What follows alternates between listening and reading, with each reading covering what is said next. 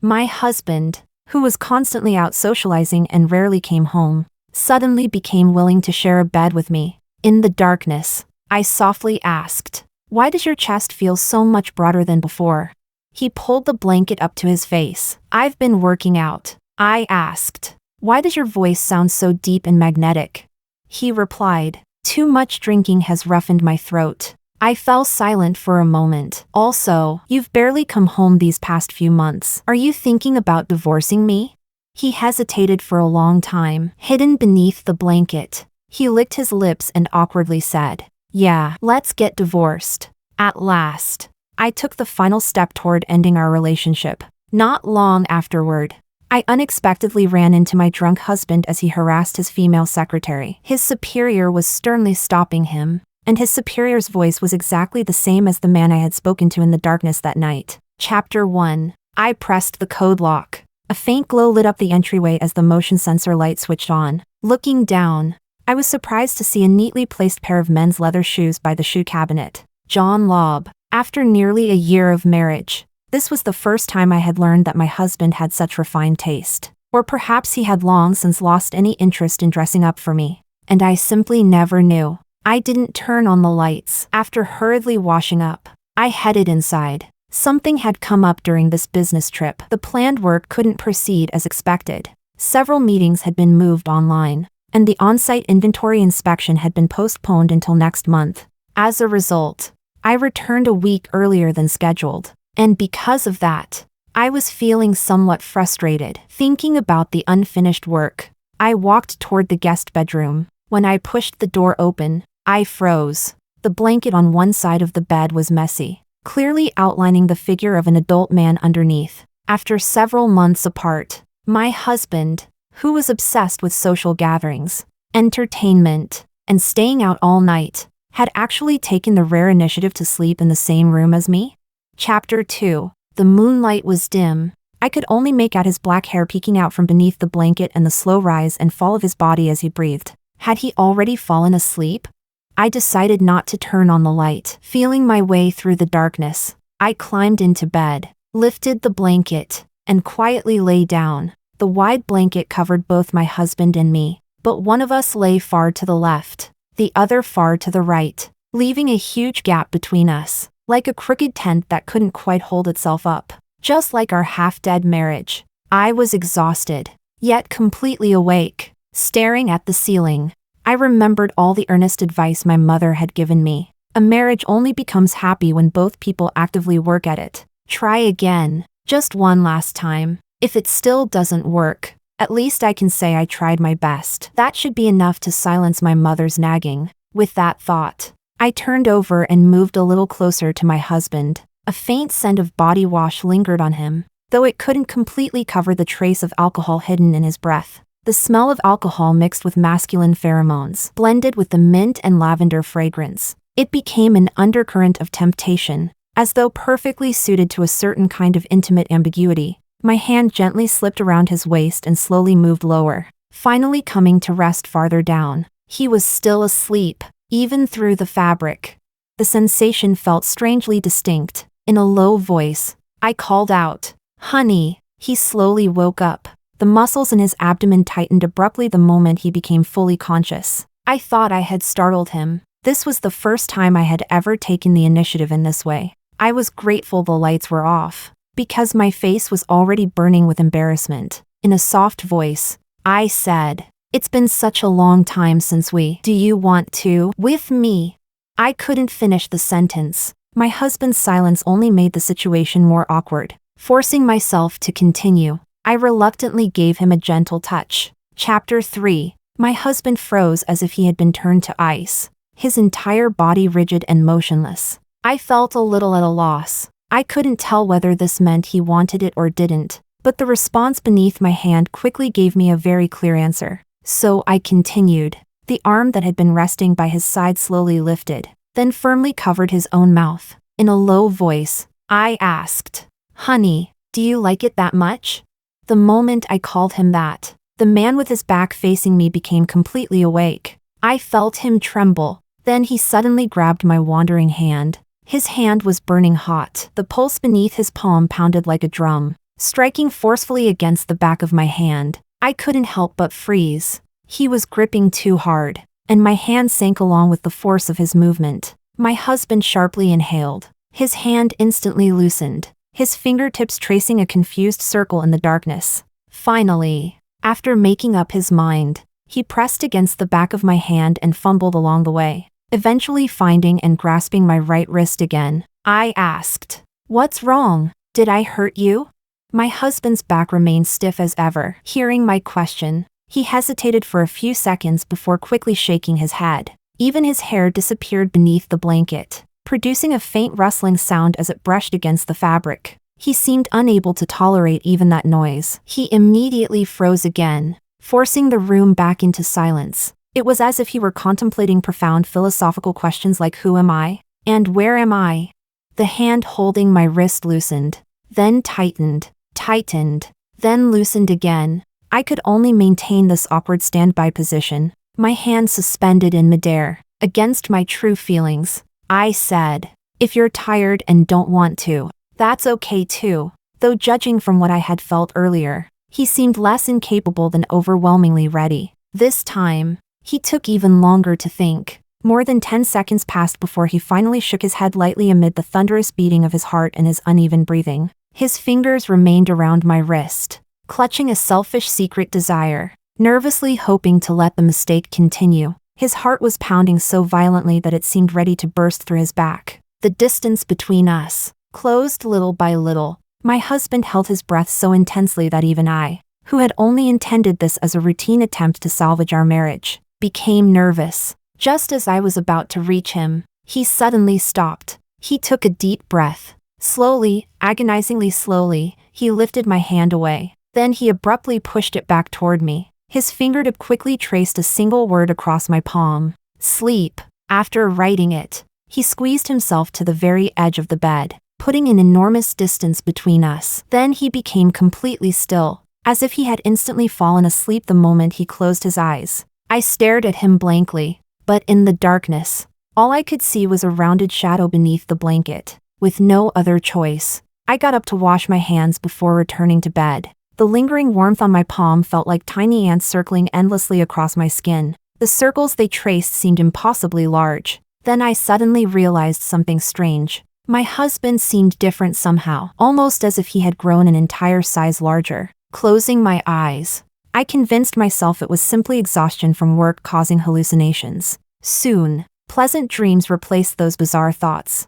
I dreamed that stacks of blank paper fed into a printer emerged as perfectly prepared draft documents, neatly completed and ready to use, then jumped directly into my hands. Chapter 4. When I woke up, my husband had already left for work. The sheets on his side of the bed had been smoothed out, and the pillow had been neatly put back in place. It was almost as though no one had slept there at all. If not for the breakfast on the dining table and the note beside it, I might have thought the previous night had been a hallucination. The note read, "The sandwich wrapper can't go in the microwave. Remove the packaging and place it on a plate before heating. Also, your cervical spine isn't in great shape. Don't use a high pillow. I bought a new one for you. Please remember to collect it." I was surprised. Before marriage, my husband had indeed been attentive and enthusiastic. But after we got married, he realized that I traveled frequently for work and had no plans to have children anytime soon because I wanted to focus on my career. After that,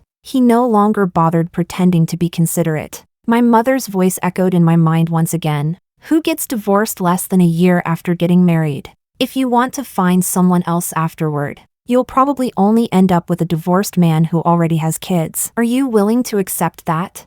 Robin, if you actually catch Francis cheating and can get a decent settlement in the divorce, then fine. But right now all you know is that he rarely comes home and acts cold toward you. I'm telling you, if you use that as your reason, people will just think you're overly demanding and difficult to please. It'll only make it harder for you to find someone else. Holding the note in my hand, my emotions became complicated. If my husband could always be like this, then things wouldn't have to be so troublesome. Chapter 5. What I didn't know was that my husband, Francis, was also spending his morning in a state of confusion and inner turmoil. At 9 o'clock in the morning, at the headquarters of Chidian Group, Francis walked into the office area wearing the same wrinkled suit from the previous day, still carrying the scent of alcohol, rubbing his temples. He looked exhausted. When he saw his superior, Bernard Kim, who had clearly been working for quite some time already, he froze.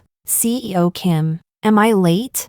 It wasn't that Francis was late. Bernard had simply arrived unusually early. He had barely slept all night and had come to the office shortly after 7 in the morning. Looking at Francis's nervous expression and eyes clouded by alcohol and indulgence, Bernard's mood grew even heavier. During the department dinner the previous evening, Bernard had drunk a little too much. His home was far from the restaurant, and a heavy rainstorm had started that night. Francis had mentioned that his house was nearby and that his wife was away on a business trip, not due back until next month, since no one was staying there. He said it would be a waste to leave it empty. He had proactively given Bernard the address and the passcode. Then he had dragged several coworkers off to continue the night at a KTV lounge. Feeling miserable from the alcohol, Bernard had accepted the subordinate's kindness. To avoid any appearance of impropriety, he had chosen the guest bedroom and fallen asleep almost immediately. He hadn't touched anything, nor had he turned on any unnecessary lights.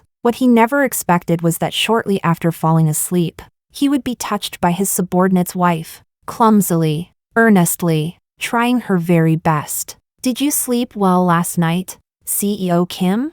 To Francis's surprise, the simple expression of concern only made Bernard's expression worsen. The truth was that Bernard hadn't slept at all. Even after arriving at the office, he hadn't dared to rest. The moment he closed his eyes, he felt as if he had flown back to Francis's front door, entering the familiar 6-digit code that was now engraved into his memory. And then, he brutally forced himself to stop the absurd fantasy. In a low voice, he said, "Francis, you should change your passcode." Francis had intended to flatter him a little. Something like, "CEO Kim, you're too considerate. There's no need to change it. I treat you like family." But seeing Bernard's expression, he knew this was not the moment for flattery. "Oh," he replied. Bernard Kim's hand hovered over the keyboard. For a long time, he said nothing. "Francis, about last night, even Bernard, a man renowned for his negotiation skills and exceptional competence, had no idea how to explain the absurd misunderstanding from the previous night. Should he simply tell the truth? Would Francis refuse to believe him? And then tell Miss Robin everything? And Miss Robin would be furious. When she was angry, she would stare at him with eyes that were cold and sharp as blades and demand, "Why didn't you explain yourself back then?"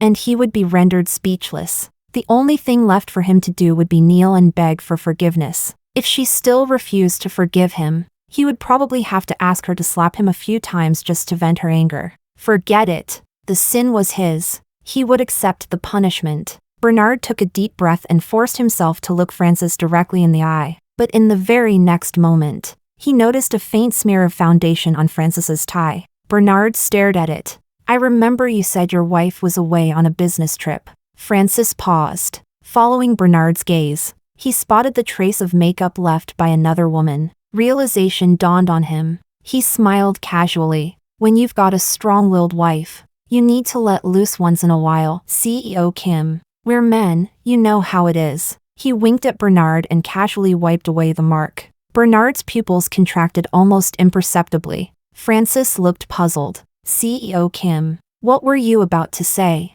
Bernard silently stared at him, stared so long that Francis began to feel uneasy. Only then did Bernard speak. "What's your new passcode?" "What?" "My plumbing burst at home. I'll be staying at your place for a week." "Oh, all right." Bernard memorized the new passcode. He repeated it in his mind, again and again. The voice that had once been filled with guilt gradually transformed, through endless repetition, into a restless undercurrent of desire that could never be satisfied. "I am a despicable man. Yes, I truly am a despicable man." Chapter 6. The moment I walked into the office on schedule, I was immediately overwhelmed with work. The inventory audit for the branch office had been postponed to the beginning of next month, which meant all of next month's plans had to be moved forward. I worked overtime until 9 o'clock at night for the sake of the next promotion cycle. I also had to meet with several colleagues from human resources and maintain good relationships. The music in the bar was soft and pleasant. The information my colleague shared, however, was not. Your department head really is retiring, but the chances of that position going to you aren't very high. Robin, she hesitated before adding. You're married and don't have children. They see that as unstable. I was momentarily speechless. When I was younger, my manager told me the exact opposite. Back then, they said I needed to get married. They claimed I was too much of a lone wolf and therefore not stable enough for promotion. My colleague gave me an apologetic look. I knew it wasn't her fault. The people at the top changed their minds every day. We were all employees at the end of the day. The fact that she was willing to give me a clear heads up in advance was already a huge favor. Feeling frustrated, I took a sip of my drink. She tried to comfort me. Robin, honestly, your department does the kind of work that makes people resent you. There's a lot of business travel, and the promotion prospects aren't great. You're talented. Maybe you should think about changing career paths. I had thought about that myself. The only reason I hadn't acted on it before was because I still held out hope for a promotion. Now, it seemed I really needed to consider it seriously. Of course, there was no way I could openly discuss thoughts of changing jobs with a coworker, so I changed the subject and chatted about other things for a while. By the time I got home, it was nearly midnight. To my surprise, my husband was once again lying in the guest bedroom bed. Chapter 7. Afraid of waking him, I gently closed the bedroom door. I sat on the sofa and quietly smoked a cigarette. Only after finishing my thoughts about work did I finally notice the changes around the house. The cabinet door that never stayed shut had been repaired, and everything inside had been neatly organized. The robot vacuum that had been broken for 2 months was working again, sitting in the corner with its red charging light glowing. The dust in every corner had been wiped away. Fresh fruit had appeared in the refrigerator. I glanced at my phone. The last message between my husband and me was from the previous month, when he had asked whether I was home and if I could collect a package for him. The man I knew online and the man now living in this house felt like two completely different people. He was being so considerate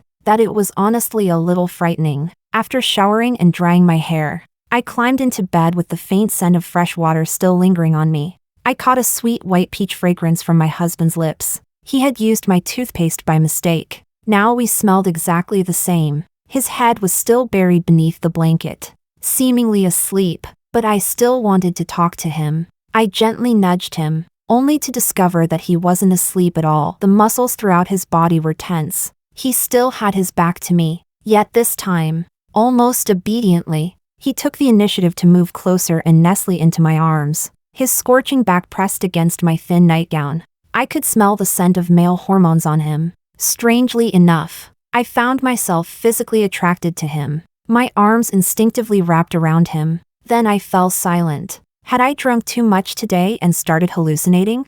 In the darkness, I softly asked, "Honey, why does your chest feel so much bigger than before?" The moment he heard that, his entire body jolted. His brain seemed to issue an emergency escape command, ordering him to get away immediately. But his body was still reluctant to leave the warmth of my embrace. The two impulses fought against each other. He hesitated, struggled repeatedly within that tiny space. The skin beneath my arm was so hot that it trembled. The heat reached its limit, leaving him in complete disarray. All he could do was remain helplessly trapped in my embrace. Finally, he spoke. His voice was deliberately lowered. "I've been working out." Hearing that voice only made me fall silent again. "Why does your voice sound so deep and magnetic?" My husband had always looked ordinary. His voice had always sounded ordinary, too. His Adam's apple bobbed. His voice grew even softer. "I've been drinking too much. It roughened my throat." Was that really the reason? Perhaps it was simply because we had barely seen each other over the past few months. We had hardly spoken properly at all. The image I once had of him had become blurred and unreliable. I began to wonder whether my feelings for this marriage were really any stronger than his. He spoke softly. Hidden within his tone was anticipation and competitiveness that I failed to notice. "Which husband is better, the current one, or the old one, wife?" The moment he uttered the word wife, his entire body trembled slightly, like an excited beast raising its fur. I blinked in surprise. "This is the first time you've ever called me wife." Grinding his teeth, he said, Then the old me really didn't know how to cherish you. After saying that, both hands clenched the blanket tightly as he buried his face even deeper beneath it. As if stubbornly competing with someone, he repeated, "You still haven't answered." I smiled. Of course the current one is better. My husband said nothing. Only the sound of his quiet breathing drifted out from beneath the blanket. Shyly, he said, "Thank you, wife." I laughed again. For some reason, he seemed rather adorable tonight. Maybe because the atmosphere between us was unusually relaxed. I couldn't help bringing up another topic. "Oh, by the way, do you know any recruiters? I'm thinking about changing jobs." Before my husband could answer, I suddenly remembered how much he used to hate hearing me talk about work. Not wanting another argument, I immediately stopped myself. "Never mind. It's nothing. Let's go to sleep." I turned over and closed my eyes. As I drifted into a half-asleep haze, I felt him quietly move closer. He gently kissed my fingers, my wrist, and my forehead. Kneeling beside me, he stared at me with such burning intensity that I felt as though his gaze alone might wear through my lips. Yet he never dared move any further. He simply stared, quietly, longingly. For heaven's sake, that gaze was impossible to ignore. With a soft sigh, I kept my eyes closed and grabbed hold of him, pulling him downward in an awkward stumble. Then I kissed him. It really wasn't like me. Maybe it was because tonight he was so adorably pitiful. I released him. "Go to sleep." Just before falling asleep, I heard my husband sitting at the edge of the bed beneath the blanket. Filled with self-loathing, filled with overwhelming joy, he let out a low, desperately suppressed cry. Chapter 8. A week later, my husband unexpectedly sent me a message. His superior wanted to have dinner with us. The gathering was at a small Japanese-style izakaya with rather limited space. I arrived early. While waiting for the others, I pulled out my phone and scrolled through my contacts, wondering who might be willing to recommend me for a new opportunity. Robin. A cool, reserved voice politely called my name. I looked up. My husband had arrived. Behind him stood a man who was nearly a head taller. It was Bernard, my husband's superior. He was about the same age as Francis, yet remarkably handsome, a polished professional who rarely smiled. Whenever Francis mentioned him, it was usually to complain about how demanding he was, how impossible he was to please,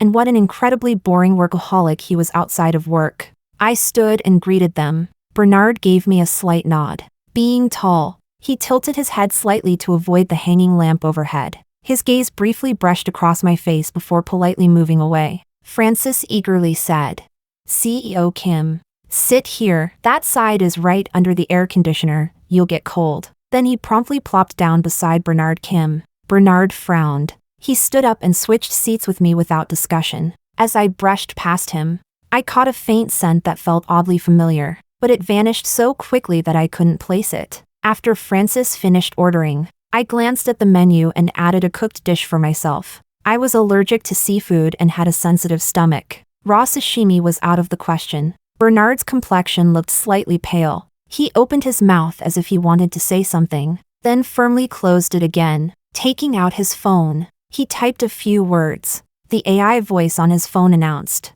"I'm sorry, Miss Robin, I have a severe cold and can't speak." I glanced at Francis, who was enthusiastically ordering alcohol, and gave him a look. Francis pretended not to notice. He continued browsing sake selections with great interest, loudly proclaiming that it was a rare chance to have CEO Kim treat them and that they should make him pay dearly. His boss had a severe cold, yet he was suggesting sashimi and sake. I rubbed my forehead hard and began to suspect that my improved opinion of Francis over the past few days had been nothing more than an illusion. How could he be one person during the day and another person at night? What puzzled me even more was why Bernard, despite being seriously ill, would go through the trouble of having dinner with a subordinate's family. I'd met him several times before. He didn't seem like someone who enjoyed social gatherings. Yet Bernard genuinely appeared to have come simply to share a meal with someone. He spoke little and listened more. He only picked at a few bites of food, as he listened to Francis's embellished stories about married life, carefully crafted to make himself sound like a devoted husband. Bernard even stopped moving his chopsticks. He looked as though he had completely lost his appetite. I honestly couldn't understand why he insisted on torturing himself like this. Halfway through the meal, Francis became distracted and stepped outside for a cigarette. That left Bernard and me staring awkwardly at each other. Out of politeness, I could only make small talk. CEO Kim, my husband has a rather gentle personality. Thank you for looking after him at work. Bernard pressed his lips together and tapped on his phone. The AI voice responded, Miss Robin, I actually think Francis is a little too energetic. How did he remember my name? And what exactly was that supposed to mean? Carefully choosing my words, I said, he still has a lot to learn. Of course he can't compare to someone as accomplished and impressive as CEO Kim. A subtle smile curved Bernard's lips. Then he suddenly typed, Do you really think I'm handsome? I nodded. The screen turned toward me again. The black text carried a strangely childish undertone. Then who do you think is more handsome, your husband or me? I froze. That was an impossible question to answer. The smile on Bernard's face faded. Suppressing a sudden impulse, he deleted the sentence and calmly typed, I'm joking. Bernard seemed uninterested in discussing Francis any further. Lowering his head, he hesitated before slowly typing, Robin and I are actually somewhat alumni from the same academic circle. I was surprised. Really? Yes, I've read papers published by your research group. That sparked my interest. But considering our respective positions, it wasn't appropriate to discuss the topic too deeply. People might misunderstand, so I simply smiled. For the first time, Bernard looked directly at me. He really was strikingly attractive. Under the warm amber lighting of the restaurant, his features carried a cool, refined beauty that was both masculine and slightly untamed. An expensive watch gleamed on his slender wrist. His fingers were pale, long, and elegantly defined. Again and again, he pressed against the screen of his phone. The mechanical AI voice sounded once more. Miss Robin got married very early. I shook my head. Not really. I got married at 30. I'm already 31 this year. Bernard lowered his gaze. His fingertips lightly tapped the side of his glass. The cool air from the air conditioner stirred the collar of his shirt, occasionally exposing the faint flush along his neck. He typed, That's still too early. Perhaps because the AI voice sounded so mechanical, the statement felt unusually firm. Then he typed again, and Miss Robin, please stop looking at me so much. Chapter 9. I withdrew my gaze. Bernard took a sip of water and casually asked, Miss Robin, a friend's company has been hiring recently. I was wondering if you might have any candidates to recommend. He typed the company name and position for me, perhaps because there were too many words this time, or the volume was too low. I could only hear it vaguely. Bernard's phone rested quietly on the edge of the table, and he seemed to have no intention of turning up the volume. Left with no choice, I leaned forward politely and moved a little closer. His breathing suddenly hitched. Puzzled, I looked up, only to meet Bernard's eyes. His gaze had turned impossibly dark, and he blinked very slowly. His thumb rubbed against the phone as he unconsciously nudged it farther away from me. Like a fishing line, it seemed to be trying to pull me even closer to him. When I noticed what he was doing, a giant question mark practically appeared over my head. Bernard suddenly snapped back to reality. He squeezed his eyes shut for a moment, regaining his composure, then carefully and gently pushed the phone toward my side of the table. Sorry. With his head lowered, he silently mouthed the words. I had no time to think about it. The moment I clearly heard the company name, I was stunned. I never expected such an incredible opportunity to fall into my lap. I nodded repeatedly. Bernard took another drink of water. The AI male voice said, If it's convenient, I'll add you as a contact. It's just for follow-up coordination. The soft chime of a friend request echoed between us. Just then, Francis returned. He had smoked quite a few cigarettes and carried a stale smell with him. Bernard tapped his fingers against the table in silence, irritation simmering beneath the surface. His thoughts twisted like thorn-covered vines growing wildly in the dark. I really am a despicable man. Utterly despicable. Utterly rotten. With that thought, he suddenly found himself feeling a trace more patience toward his incompetent subordinate. Chapter 10. As for me, I didn't notice any of his inner turmoil. Smiling, I turned to Francis, about to tell him the good news. Then I froze. On the table, He had casually tossed down a pack of women's cigarettes, and stuck to his suit was a long crimson strand of hair. I paused. Without changing my expression, I slowly turned my head away. My fingers tightened around my glass as emotions surged inside me. I couldn't help but mock my own foolishness. So that's what it was. No wonder he never wanted to go home. How ridiculous of me, just because he had been behaving so well these past few days.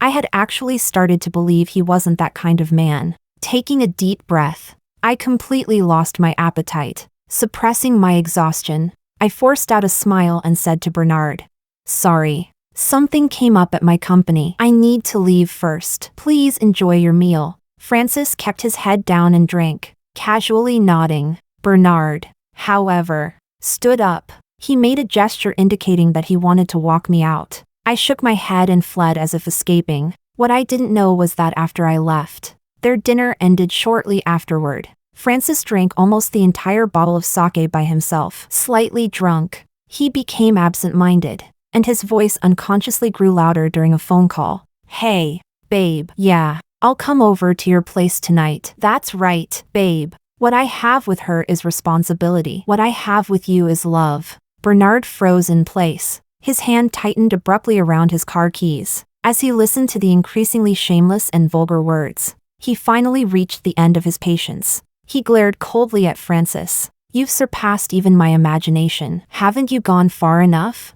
Francis hadn't heard him clearly. After hanging up, he looked confused and asked, "CEO Kim, what did you say? Has your cold gotten better?" Bernard felt suffocated and angry. That anger washed away the last traces of his morality. Only one thought remained in his mind. Francis didn't deserve her. He had it coming. Shouldn't a vile man be taught a lesson by an equally despicable man? Bernard thought that if Francis could be so brazen and shameless, then why couldn't he become even more ruthless? Before, he had only wanted to hide in the shadows, concealed behind his mask, secretly savoring a few stolen tastes of the sweetness in their marriage. But why couldn't the man who rightfully possessed all of that sweetness be him? Exactly. Why couldn't it be him? Chapter 11. I didn't go to the office. I went straight home and collapsed into bed. Halfway through my sleep, I heard the sound of a door opening. I sat up groggily and reached to turn on the light. "Don't." My husband's voice was soft, lowered to an almost inaudible whisper. I fell silent and watched as he lay down beside me as though nothing had happened. I couldn't pretend I didn't know. Getting straight to the point, I asked, "Francis, are you cheating on me?" He froze for a moment, hidden beneath the blanket. He answered without hesitation, "Yeah." His tone was unexpectedly cautious, even carrying a trace of pity for me. What incredible acting. I let out a cold laugh and asked indifferently, "You've barely come home these past few months. Is it because you want a divorce?" In the darkness, silence rose like seawater, slowly flooding the room until it felt impossible to breathe. He hesitated for a long time. Under the blanket, he licked his lips nervously before saying awkwardly, "Yeah, let's divorce." Expressionless, I reached for his blanket. My husband fought desperately to keep it on, yet he was afraid of hurting me and didn't dare use too much force. The moment the blanket was pulled away, he suddenly covered my eyes with his hand. At the same instant, my palm landed hard across his face, grinding my teeth, unable to understand what bizarre stunt he was pulling. I snapped. "Let go." He remained silent. Smack. I slapped him again. His head jerked to the side, but his hand remained firmly over my eyes. Not a single sound escaped him. I never knew Francis had such a stubborn, iron-willed side. As far as I remembered, even being splashed by hot water from a kettle would make him scream as if he were dying. In the end, I had no choice but to let him continue his madness. "Do whatever you want. I'm sleeping in the master bedroom." Without hesitation, I turned and walked away. The moment I opened the door, I heard a faint voice behind me. "I'm sorry." Turning back, I saw Francis kneeling on the bed facing me, yet he was still wrapped tightly in the blanket from head to toe, like a strange, oversized bear. What a lunatic. I immediately turned away again. The voice that had been wavering in my heart for so long finally became unwaveringly firm. Divorce. Chapter 12. The divorce process moved quickly. The only complication was that Francis completely denied ever admitting to cheating. It took me some time to gather evidence. Fortunately, several of Francis's co-workers had a strong sense of morality. They helped me by sending plenty of solid proof, allowing the divorce to proceed smoothly. The marital home was sold. I bought myself a small apartment and began enjoying the long-lost freedom of single life, until one evening after a business dinner, I unexpectedly ran into Francis and his supervisor. Francis was heavily intoxicated. Just before getting into a car, he suddenly reached out and grabbed the hand of a female secretary who was hailing a ride nearby. Grinning, he said, "Luna, come with me." He clutched her wrist tightly. Terrified, she immediately started calling for help. Frowning, I was about to run over and assist her, but Francis had already been shoved away. "Francis, what are you doing?" The cold voice stopped him and froze me in place as well. I stared blankly at the speaker. Bernard, that voice. He didn't notice me, forcefully prying Francis's fingers off the secretary's wrist. He stepped in front of her protectively. "You've got the nerve to harass your coworkers? Quit your job if this is how you're going to behave." Francis was far too drunk. He laughed loudly and sneered. "Bernard, you kicked me into that garbage department. I'm not even your subordinate anymore. Why the hell are you still meddling in my business? What's wrong with touching her?" "Ha, young women these days act like they're made of gold."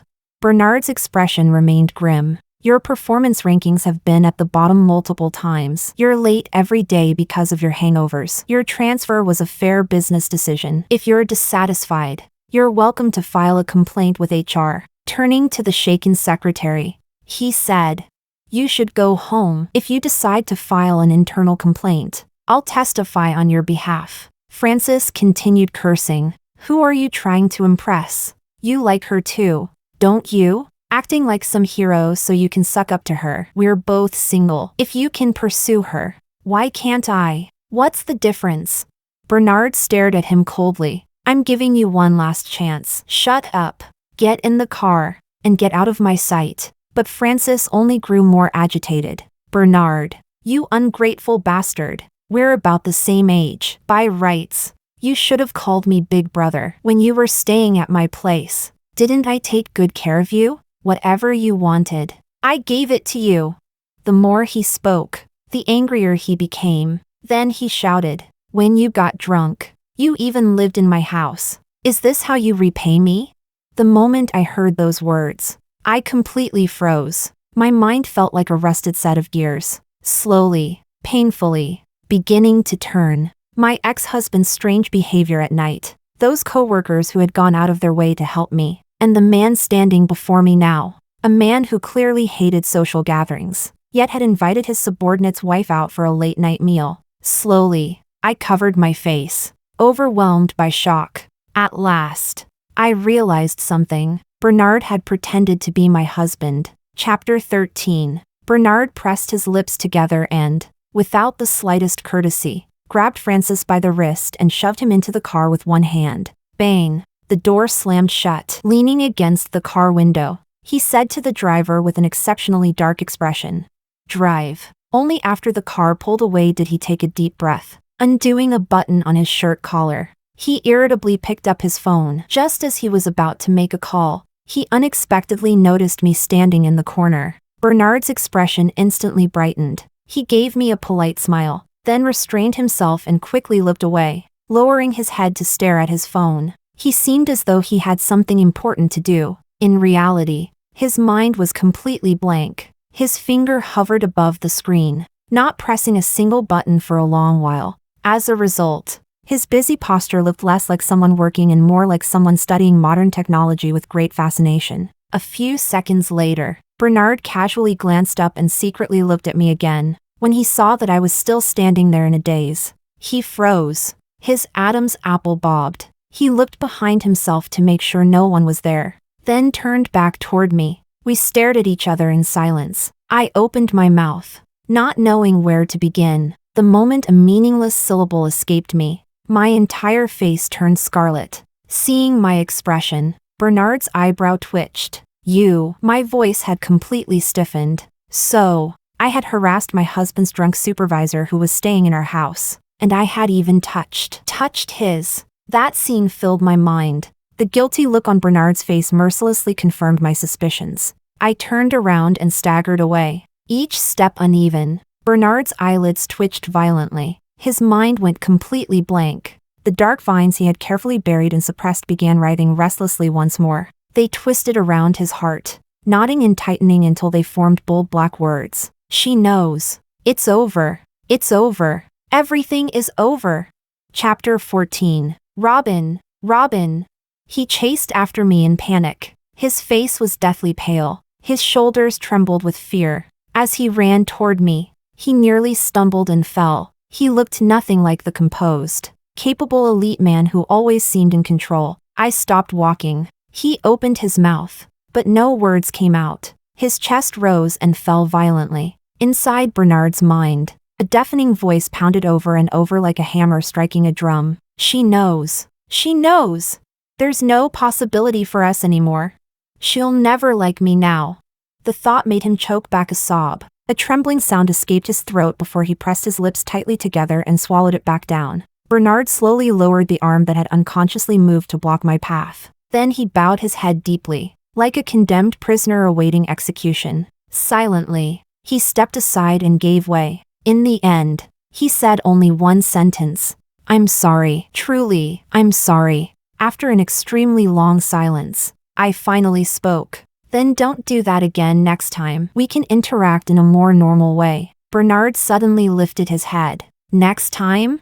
I nodded and smiled at him. Next time. Bernard lowered his head again. The tear he had been desperately holding back could no longer be restrained. It finally fell to the ground. Watching Bernard like this, he was so adorably pitiful, and I couldn't help but wonder, perhaps, in a way, I was a bad woman too. Chapter 15. 3 months later, I joined the new company. The opportunities for promotion were excellent, and I no longer had to endure the constant exhaustion of business trips. When my older coworkers learned that I was single, they eagerly tried to set me up on dates. Instinctively, I refused. One of them asked curiously, "Do you already have someone you like?" Only then did I realize that I seemed to have completely lost any interest in finding someone new. I laughed it off, picked up my bag, and left work. As usual, Bernard's car was parked on the next street over. For 3 months straight, rain or shine, he had insisted on driving me to and from work. He claimed it was his way of making amends. When I got into the car, he was handling work matters on his laptop. Glancing at me, he asked softly, "How was your day?" I talked briefly about my work. He offered a few suggestions, and we exchanged a couple of thoughts about it. Then, politely, I said, "I still want to thank you for recommending me for this job opportunity." Bernard shook his head. "No, you're talented enough on your own. Even if I hadn't recommended you, a recruiter would have found you eventually. I simply got there first and ended up receiving gratitude I didn't really earn." I was still thinking about what my coworker had said earlier. For some reason, the words slipped out before I could stop them. "You also used my white peach-flavored toothpaste." Bernard's typing stopped. The laptop screen cast a soft blue glow across his face. He looked up at me. His eyes were gentle. I suddenly felt embarrassed and annoyed, because I had just realized that Bernard was a very smart man. He immediately understood what I was really talking about. Slowly, he answered, "Yes, I also stole your toothpaste. That's something I should apologize for as well." I asked softly, "And how are you going to make up for it?" Bernard met me evenly. "Whatever you want, I'll make up for it." I stared at him. He lowered his eyes and stared back at me, both of us waiting for the other to take one more step. Bernard's fingers tightened. He let out a quiet sigh. In the end, he lost the battle of patience. Gripping the back of his seat firmly, he pushed himself forward and leaned toward me. Pausing for a second, he asked, "May I?"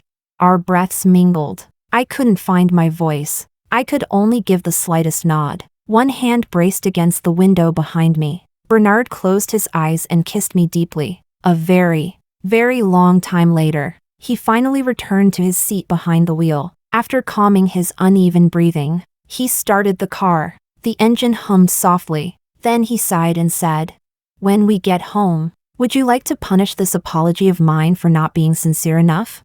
Touching my lips, I coughed lightly. You sound like you're looking forward to that. Bernard shrugged. With complete sincerity, he replied, Yes, I'm sorry. I really am a very cunning, thoroughly shameless bad man.